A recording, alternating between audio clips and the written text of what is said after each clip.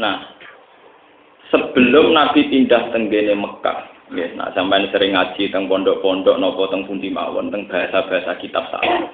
Bisa perlu sampean krungokno nggih. Sebelum ada Eropa, ada Amerika, ada dunia modern yang disebut suaka politik, niku teng Arab niku wonten tradisi sing pun kuno, sing disebut tradisi khulafa. Ngage hak nggih, mboten ngage khok. Mboten ngage napa al-khok, tapi ngage napa hak. Tradisi napa khulafa, napa khulafa. Khalifu Bani Zahra, Khalifu Bani Quraidah, Khulafa Abi Bakar, Bani Huza'ah, Bani jenenge napa khulafa. Khulafa niku mitra. Ya napa? Mitra politik yang berdasar kabilah atau kesukuan. Misalnya Nabi atas nama dinasti itu dinasti Quraisy. Kemudian ada bani-bani yang lain, misalnya Bani Mudlis, Bani apa, Bani Huza'ah, Bani Abi Bakar.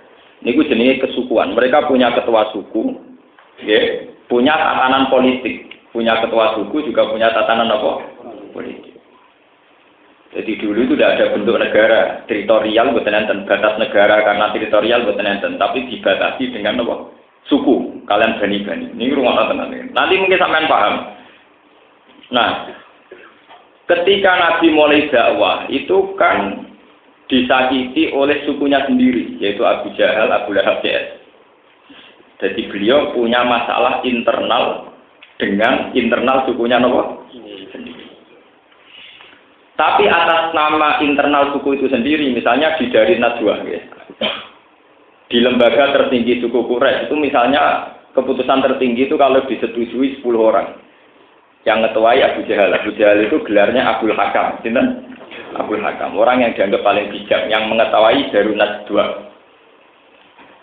Niku karena Abu Thalib itu selalu menveto keputusan bunuh Muhammad, sehingga pembunuhan itu tidak pernah terjadi. Karena setiap ada vonis Muhammad harus disingkirkan, ditentang sinten Abu Thalib. Sehingga atas nama kesepakatan itu Abu Jahal, Abu Lahab, apapun bencina tidak bisa bunuh sinten Kanjeng Nabi Muhammad. Niku sing disebut wa amma kana Muhammadun fakana fi khulafa'i qaumi, karena dia punya mitra yang mapan. Lah yang sing repot kayak Abu Bakar itu tidak termasuk dinasti Quraisy. Dia disakiti. Apalagi Bilal, dia hanya seorang budak. Apalagi Ammar, Suhaib, orang-orang ini.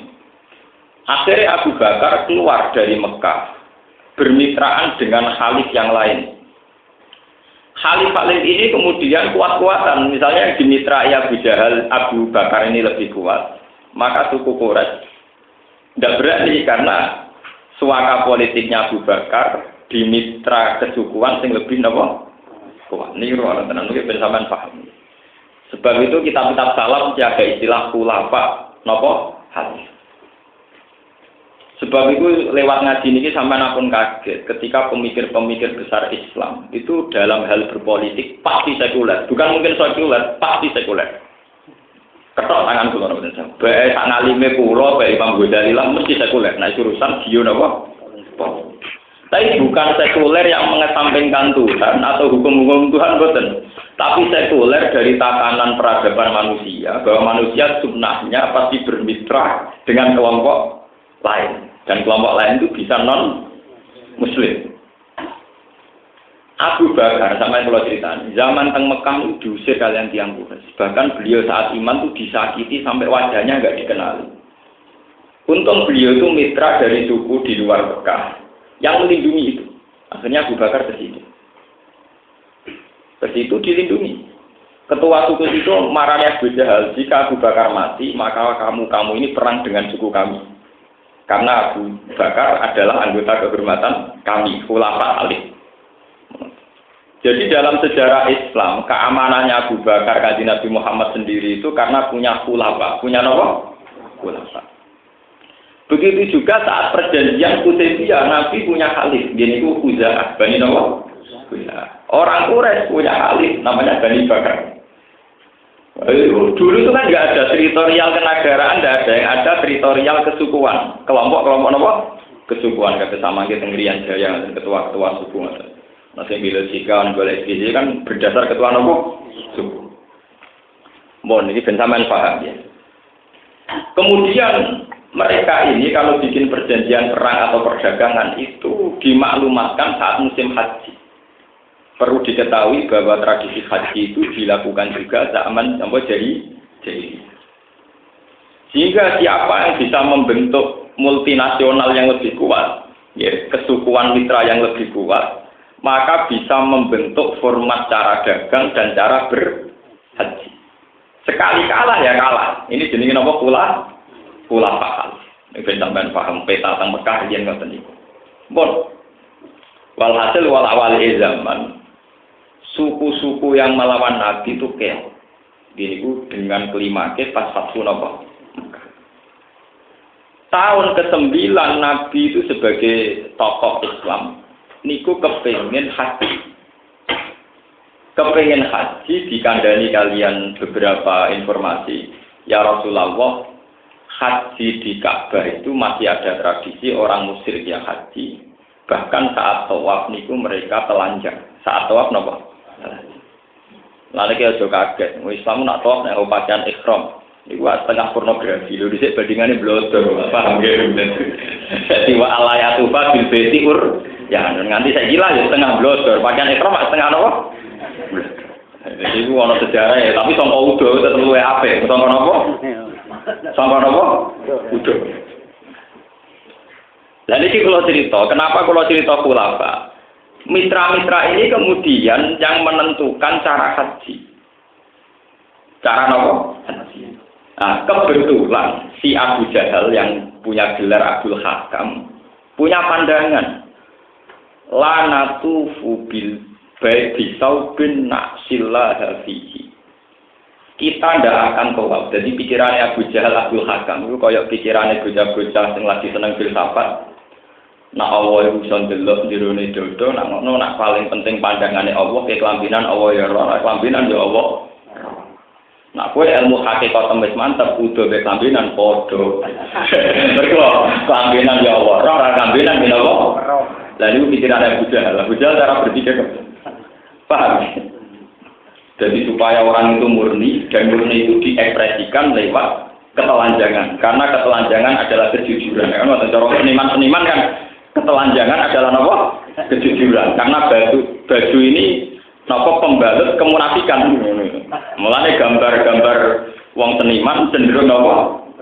Udah, mergo jarene kejujuran. Tapi masalahnya sing ora adil kok ora gambar wong sing elek, sing panunen, sing kudisen. Ketara nafsu kok sing digambar mesti wong ayu. Pak. Lah jujur kan wong panunen yo digambar, wong kudisen ngene apa? Nyatane sing digambar mesti wong napa? Mergo roh dene nek wong ayu pornografi lah didol payu, nek wong kudisen gak payu. Mulane seneng dhuwit ora. Ujug-ujuge seneng apa? Walhasil akhirnya setiap tawaf ini udah, kenapa? Karena punya filsafat, baju ini adalah sarana keangkuhan, sarana maksiat. Karena orang menjadi tidak jujur, menutupi kekurangannya. Cara pandang begitu oleh Abu Jahal Abdul Hakam ini. Berjalan tradisi tawaf udah. Dan itu nganti saat ini. Sampai nak aliran-aliran sesat dalam Islam, ciri utamanya sinak wiridan nampu dibaca ini berapa? Paham? Jadi kita juga kayak mudo para ibadah itu sejarah kuno. Dhisik pinggire Ka'bah tawaf nang mudo kayak logo, paham ya? Mulane pengumuman di finali wa alla yatu fabil baiti ya. Mane saya anggere aliran kok wiridane udo iku fashab mesti sesat. Iku tradisi ciptaane sinten? Abu Jahal. Lah Islam nak ngerubah ora tau tenanan. Mulai bisa Islam nak ngerubah setengah-setengah. Delalah gentine pakaian Islam wis setengah napa? Udo. Niku berhasil disebar tenan pakaian Islam. Oh, tempakan yo ora oleh katokan cekak ngene apa? Itu mengira senine. Muga umroh oleh anak-anak jin ya karo anak man to. Tapi sunai pengiran ngoten. Ikram itu pakaian pakaian apa? Pakaian. Sebenarnya pengiran kertane ngoten ora kena dibantah. Paham ya?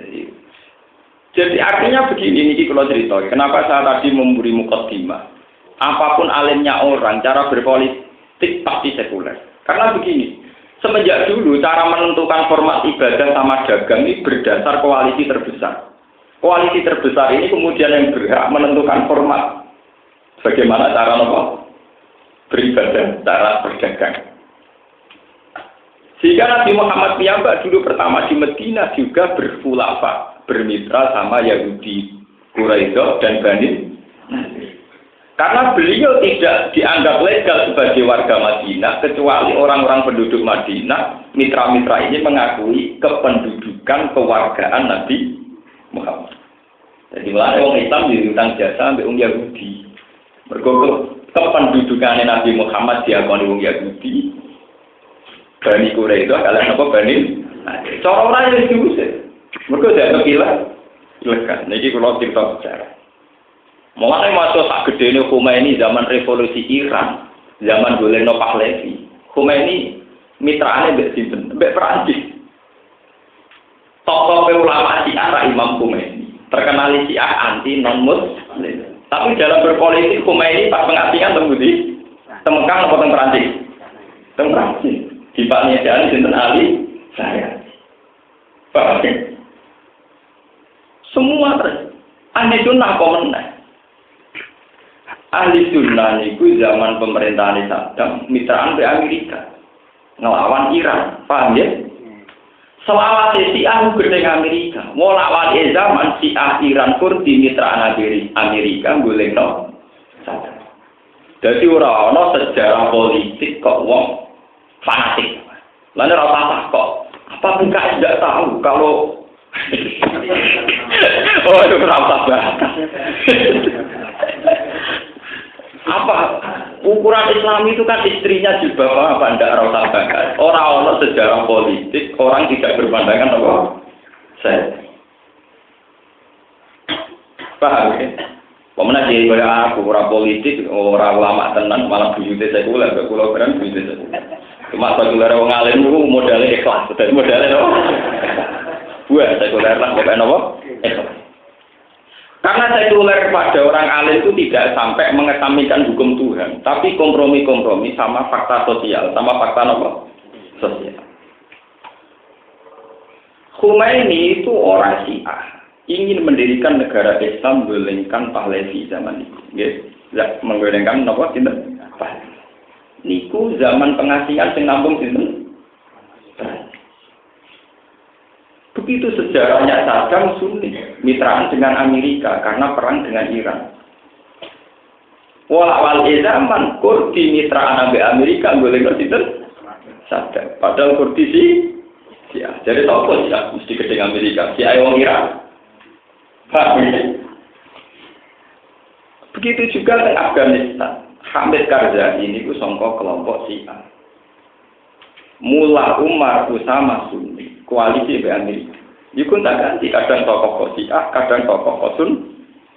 Bung Hatta riyen ngusir Belanda. Kerjasamanya kalian Belanda.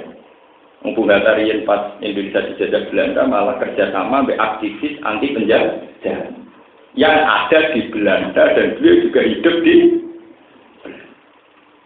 kata sejarah-sejarah koalisi kemitraan dengan non-komus. Indonesia ngusir Jepang baru kayak sekutu. Ke sekutu ngebom Jepang, Indonesia malah ngomong. Paham? Ini kalau cerita. Dulu Nabi juga gitu, punya khalif. Sama kalau nggak percaya baca kitab Hayatus Sahabat. Itu detail sekali khalifnya Nabi zaman di Mekah Bani ini, di Madinah Bani ini. Karena mulai dulu yang namanya kewarganegaraan itu diatur betul atas nama suku, apa atas nama kafir. Yang saat ini diperlakukan Arab Saudi. Misalnya sampean badhe teng Mekah, mungkin niku kan kudu ana napa? Kafir, wonten apa? Kafir. Untuk mendapat surat iqamah itu harus ada persetujuan dari warga negara sana. Jenenge napa? Kafir.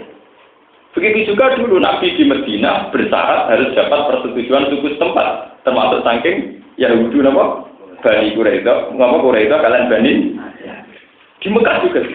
Nah, sehingga sekarang ini kalau cerita sekarang yang menentukan sebuah negara modern juga sama, yaitu berdasar demokrasi.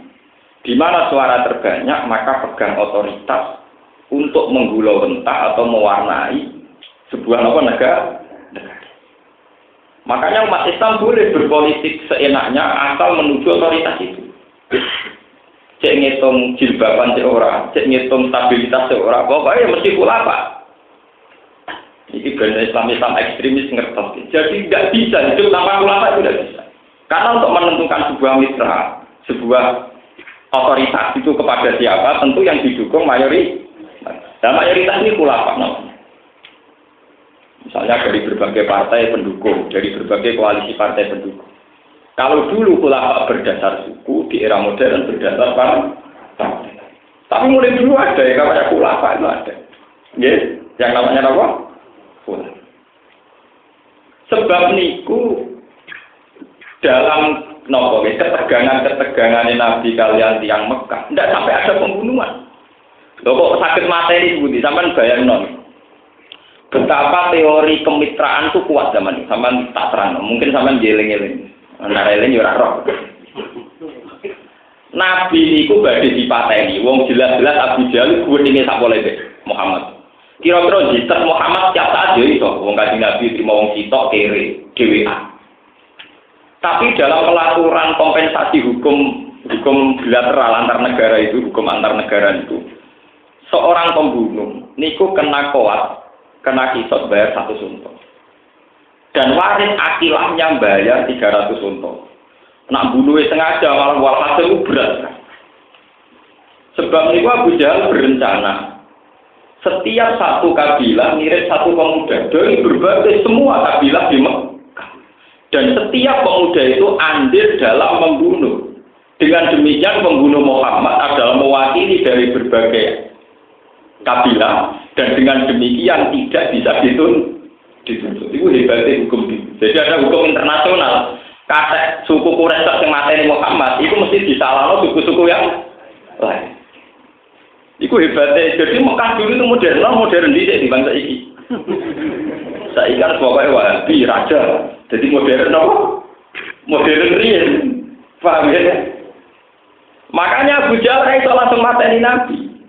Di antara ide besar Abu Jahal adalah bagaimana semua suku mengirimkan pemuda terbaik, kemudian semua pemuda itu terlibat dan ikut andil dalam pembunuhan Muhammad. Sehingga dengan format ini, pembunuhan ini tidak bisa dituntut. Ya nanti kira nggak bisa secara ini. Itu nunjuknya bahwa sistem hukum itu jalan, paham ya? Kenapa? Nah sekarang, ini kalau cerita, ini itu cerita.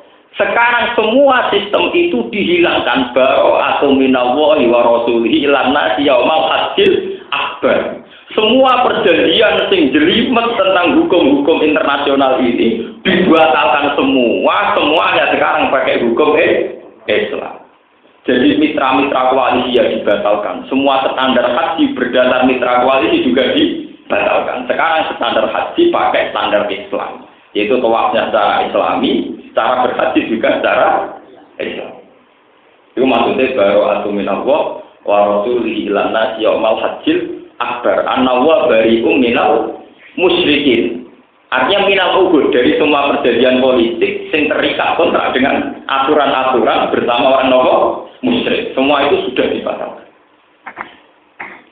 Makanya pidato Nabi tentang haji wada kan semua hukum yang disahkan zaman jahiliyah atau tahta qadamaya hadi sudah saya pendam di bawah telapak dua kaki saya itu. Maksudnya dibatalkan. Pidato Nabi tentang haji wada termasuk semua aturan yang terjadi zaman jahiliyah dibatalkan semua. Kalau perjanjian jahiliyah itu dijelimet.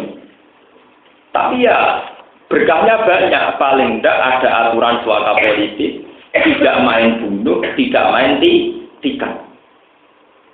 Mulai sejarah Mekah itu sampai nak mau sejarah Kanjeng Nabi unik. Wong Kanjeng Nabi ku dhewean.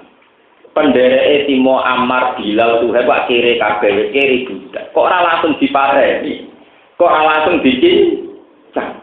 Padahal Nabi sempat 10 tahun, 13 tahun teng karena aturan ketat tadi, aturan ketat hukum internasional tadi, urusan mitra-mitra ada, paham ya apa? Urusan apa? Mitra-mitra, mitra koalisi, mitra partai.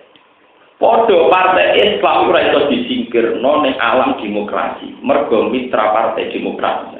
Paham ya? Partai Islam ya ora iso anti partai non Islam. Mergo ya mitra koalisi kebangsaan. Akhirnya ya Allah ketuhanan. Paham ya? Itu hukum ya. Artinya itu tua sekali. Ya, tua. Sampai jelas sekarang sejarah India jadi Pakistan, jadi Bangladesh. Itu bukan kerja keras Iqbal dan Abdul Ala Al-Maududi saja, juga campur tangan Inggris. Gimana? Perjuangan